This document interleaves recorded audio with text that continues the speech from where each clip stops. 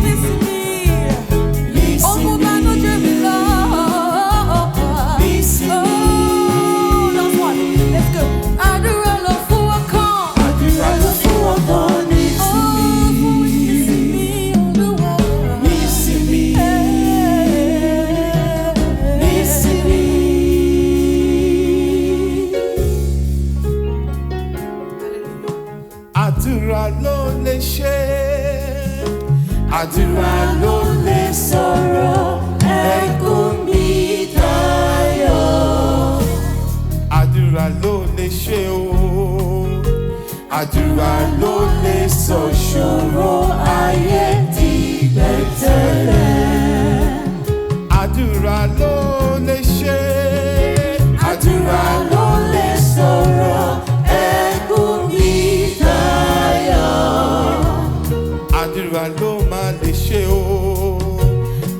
Olúwa ló lè sọ ṣòro ayé di pẹ̀tẹ́lẹ̀. Máa kọjá mi Olùgbàlà. Gbọ́ àdúrà mi. Bá tí wọ́n bá pẹ̀lú mi rán. Máa ṣe kọjá mi. Ó Jésù Olùgbàlà. Jésù, Jésù o. Jésù, Gbọ́ àdúrà mi. àdúrà mi. Láti wọ́n wá pẹ̀lú Olúwa gbọ́ tèmi Olùgbàlà. ṣe kọjá.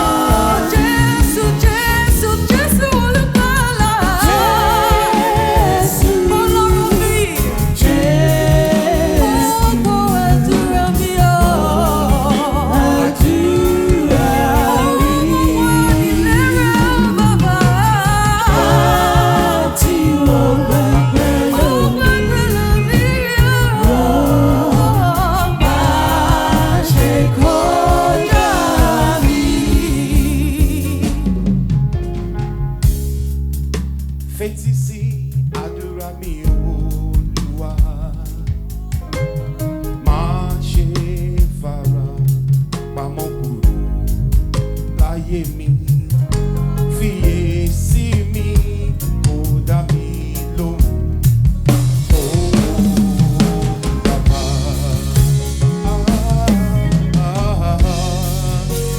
bàbá gbọ́, fetí sí àdúrà mi Olúwa, máa ṣe fara pamọ́ kúrò láyé mi, fiyèsí mi kò dá mi lóhùn.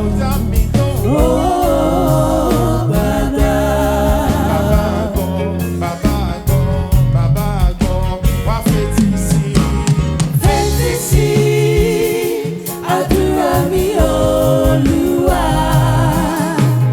máa ṣe fara pamọ́ kúrò láyé mi, fiyèsí mi kò dá mi lóhùn.